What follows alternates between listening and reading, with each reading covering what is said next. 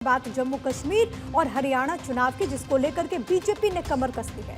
दोनों राज्यों को लेकर मंथन भी तेज हो चुका है। इसके साथ ही महाराष्ट्र और झारखंड में भी चुनाव होने हैं। इसका भी ऐलान अगले 1-2 हफ्ते के भीतर हो सकता है। लिहाजा बीजेपी पूरी तरह से संगठन की चुस्ती टटोलने में जुट गई है। इसी के तहत आज दिल्ली में बीजेपी की एक बड़ी बैठक आयोजित की गई, जिसमें गृह मंत्री अमित शाह, भारतीय जनता पार्टी के राष्ट्रीय अध्यक्ष जेपी नड्डा मौजूद रहे। बीजेपी हेडक्वार्टर में हुई इस बैठक में पूरे देश से पदाधिकारियों को बुलाया गया था। सभी प्रदेशों के अध्यक्ष और संगठन मंत्री भी इस मीटिंग में मौजूद थे। फिलहाल पार्टी का पूरा फोकस जम्मू कश्मीर और हरियाणा पर है। जम्मू कश्मीर में 3 फेज में वोटिंग होगी, जबकि हरियाणा में 1 चरण में चुनाव कराने का फैसला हुआ है। दोनों राज्यों के जो रिजल्ट है वो 4 अक्टूबर को आएंगे।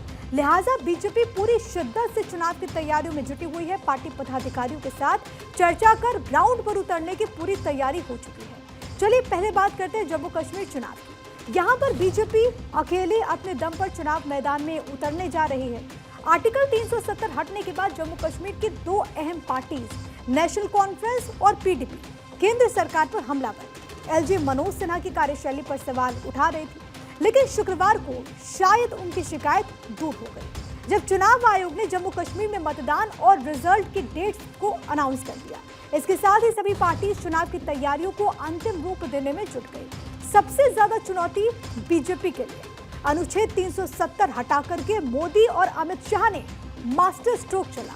370 जिसकी वजह से जम्मू कश्मीर को हमेशा अलग समझने की भूल की जाती थी। 370 हटा तो बवाल भी मचा। लिहाजा 2019 में होने वाला चुनाव टालना पड़ा था। अब 3 चरणों में चुनाव होने हैं। लिहाजा बीजेपी ने एक मास्टर प्लान बनाया।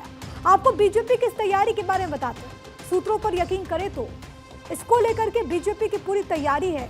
नई योजना के तहत टिकट बंटवारा भारतीय जनता पार्टी करने वाली है। इसके तहत जो गैर सियासी परिवार हैं उनको इसमें विशेष तौर पर तरजीह दी जाएगी, उनको तवज्जो दी जाएगी। इसके अलावा अहम यह है कि 25 से 40 साल के युवाओं को इसमें इंपॉर्टेंस मिलेगी, उनको तरजीह दी जाएगी। प्रत्याशियों का चयन प्रभारी करेंगे, जिनको जिम्मेदारी पार्टी की तरफ से दी गई है। हर विधानसभा में एक प्रभारी होगा और इन्हीं के फीडबैक के अकॉर्डिंग टिकट्स को डिवाइड किया जाएगा, वितरित किया जाएगा। किसी बड़े नेता को मिलेगा जिम्मा। ये सोर्सेज के हवाले से बड़ी बातें आपको हम बता रहे हैं। हर सीट पर युवाओं की लिस्ट बनेगी और उन युवाओं का चयन होगा। 2 से 3 युवाओं में से किसी एक को टिकट मिलेगा। ये बीजेपी की एक बड़ी रणनीति है। सियासी विरासत ना हो, ये सबसे ज्यादा अनिवार्य है। खेल कला संस्कृति से हो तो अच्छा है। यानी कि बीजेपी की पूरी बड़ी रणनीति है। ये मास्टर प्लान है जिसके तहत पार्टी इस वक्त काम कर रही है। तो जन्नत की जंग में बीजेपी अलग स्ट्रैटेजी के साथ मैदान में उतर रही है। पूरे जम्मू कश्मीर में अलग रणनीति देखने को मिलेगी। बीजेपी नेताओं की बातों से ऐसा प्रतीत भी होता है। ये तो साफ है कि युवाओं को तरजीह दी जाएगी, इंपॉर्टेंस मिलेगी। वो युवा जो कभी भटक गए थे, लेकिन आज उनका लोकतंत्र पर इकबाल कायम हुआ है। देखिए, हम सरकार बनाएंगे और जम्मू में भी हम जीतेंगे, हम स्वीप करेंगे और कश्मीर की बहुत सी सीटें हम जीतेंगे। जिस प्रकार से आप देखते होंगे सोशल मीडिया में भी और आम जो वहाँ के नौजवान, कश्मीरी नौजवानों में जो एक नई होप जगी है, तो उनको यही लगता है कि इस सभी को ठीक अगर कोई कर सकता है तो भारतीय जनता पार्टी की सरकार बनने पर ही जो है लोगों को ये मालूम है कि वो एक दिशा में चलेंगे, जो आज तक जिस दिशा पर चलते रहे, जिसके कारण अलगाववाद और उग्रवाद यहाँ पर हुआ। और सबसे ज़्यादा अगर सफ़र किसने किया है तो जम्मू कश्मीर के नौजवान ने किया है, यहाँ के बच्चों ने किया है।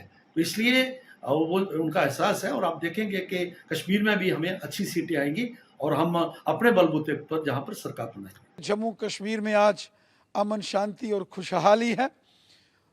लोकसभा के चुनावों में रिकॉर्ड मतदान हुआ।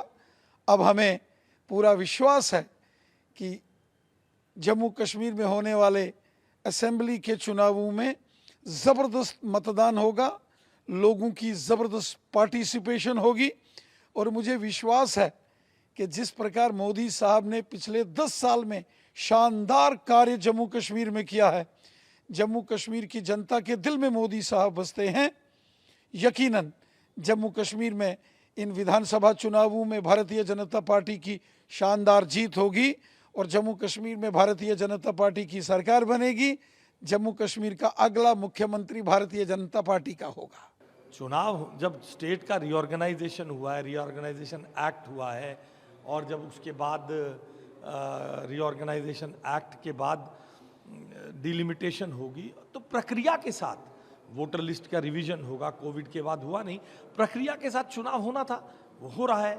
और अगर जैसे फारूक और साहब और उमर साहब कह रहे थे कि चुनाव नहीं होगा, तो आज उन्हें देश की जनता से, चुनाव आयोग से और जम्मू कश्मीर की जनता से माफ़ी मांगनी चाहिए कि वो इस प्रकार के बयान देते हैं जिससे देश की संवैधानिक संस्थाओं पे लोगों का ध्यान, लोगों का जो विश्वास कम हो।